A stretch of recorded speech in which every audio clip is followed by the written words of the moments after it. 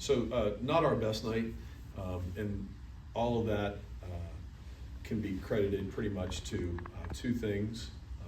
I think that Bucknell is a really well-coached team, and they grinded on us just as much as we grinded with our press on them. And that's clearly indicative because we had 25 turnovers. I think, a team that's won 5 in a row like they have and have a post player like they do, they played a very good basketball game against us and were very well prepared. And we played a little bit more their style than ours. We just couldn't generate enough turnovers from them, and that credit goes to their coach. Also, I do think that when we get close to the finals week, we're actually really good within finals week. But the lead up to finals, I feel like our brain turns to mush every year. And after doing it for 28 years, I really do believe that it's the preparation for finals where these games become more difficult.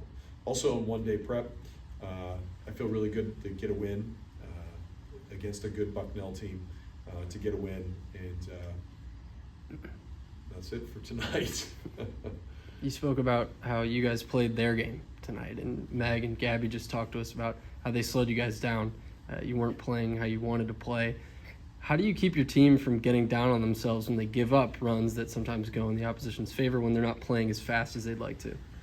I think we had 2 shot clock violations. We had 2 times where it was close to being a 10-second backcourt, and we just could not quite generate those in large volume. And we had 37 deflections. We'd like to be at 40, but 37 is nothing to sneeze at. But we just, they were able to run their stuff, and I think the post player had a lot to do with it because we really couldn't fire. We couldn't help off the guards because they made some shots early, and they were able to get one-on-one looks in the post. I thought we were late. When the ball travels in the air, you want to move in air time, and I thought we were late a lot. We needed to move quicker while the ball was in the air, and just not a great performance by us defensively, but good enough to come away with the win. You've spoken about Meg all this year, saying she's the best player in the city. Journey, you mentioned after the Pitt game, she could be the second best player in the city, but Gabby, the leading scorer again tonight. How much does it help to have that third scorer coming in this year? Gabby had 16 and 6 tonight, was 2 for 4 from the 3-point line, but 7 of 10 from the field, and that's scoring at point blank range with some post players right there walled up against her. I still believe that Meg is the best player in the city and Journey is the second best player in the city, but not a great night for both of them. It could have been better for both of them. We have very high standards for them. Gabby is happy, and Gabby is where her feet are. And Gabby is happy, and she's where her feet are. And she feels like that she's cared for, and she feels like that she is trusted. And when you have that type of situation, you're able to thrive, and she's done that. 25 turnovers, you mentioned, is that self-inflicted completely? You gave credit to Bucknell in the intro there, but what's up with the 25 turnovers?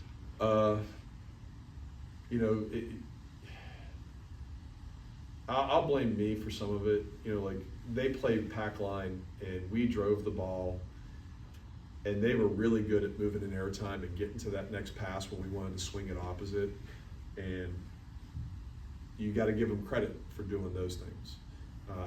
We drive it baseline, we drive it through the middle, and instead of throwing it opposite, we probably should have come to more jumps. And credit Bucknell for that, to be there on that weak side and rotate while it was in the air. We needed to jump stop more and reverse Euro kick it back the same direction that we came and have that guard slide down the arc for that. And we didn't do that enough. And even the couple times we did, I thought Bucknell was right there. I thought they did a really good job of moving in air time and being there for the next pass. Much better than we did tonight, and that's why we had 25 turnovers. 2 non-conference games left on the schedule. How are you feeling about this team on a 5-game win streak right now? Well, we have 1 game and then another game. And the only game that matters is Canisius. And we'll enjoy this to midnight. We'll enjoy it tomorrow. I walked into a locker room that was dead silent, and too many times in my coaching career when I was younger, I didn't celebrate wins because it wasn't pretty or it didn't feel good and all this other BS malarkey that coaches talk about. We won. We need to enjoy it. Go eat some ice cream, do whatever you do, enjoy it and celebrate it, because life's too short. We'll figure out what we did wrong and why we had 25 turnovers and some of the other things, and I have some ideas, but I'm not going to worry about it for another day and a half. I'll look at it on Thursday. Tonight I'm going to enjoy my family, eat some ice cream. Tomorrow, I don't know what I'm going to do. I'm going to do something. But we'll get back on the horse on Thursday, and we'll be very limited because our kids are in finals at this point. And so what we will do is more than likely small individual work, some shooting, maybe just come in and play one quarter, 10, 12 minutes, the way that we play, and then get out of here. But I couldn't tell you anything about Canisius because I only prepped for one game, and I prepped for Bucknell today. So I won't have an idea of what Canisius is until Thursday. By Thursday at 2 o'clock, I'll know everything about them. But you have to give Bucknell a lot of credit today because they were very well prepared for us.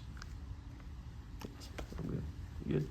Coach, in the fourth quarter, you changed your defensive scheme from a full court man-to-man press to more of a zone type. What's your coaching mindset behind that defensive scheme switch there in the fourth quarter? Well, there's a couple things. What is the rhythm? What is happening?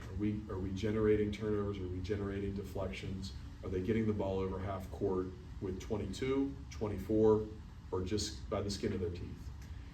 And also, if you put a little bit of a lead together, and it's going to be a lead for the other team to overcome because they're playing very methodical and slow, you also don't want to have anybody get hurt. And I had Meg on the floor, and I had Anj, and I had Journey on the floor. And that ball screen that they set in the middle of the floor, we didn't do a good enough job of communicating that. And Ramey almost had her head taken off in the first 2 quarters with that. And so, we didn't want to get anybody hurt, but we still wanted to apply pressure. And then it's just a rhythm thing. Like if something's not working, we're going to try something else and ride it until it doesn't work again. And so that's the best answer I could give you without going back and really deciphering the film and watching the film. Thank you. That's a good question. Thanks, Coach. Okay. Hey, I thank you for supporting women's basketball, and we'll see you on Sunday against Canisius. Thank you.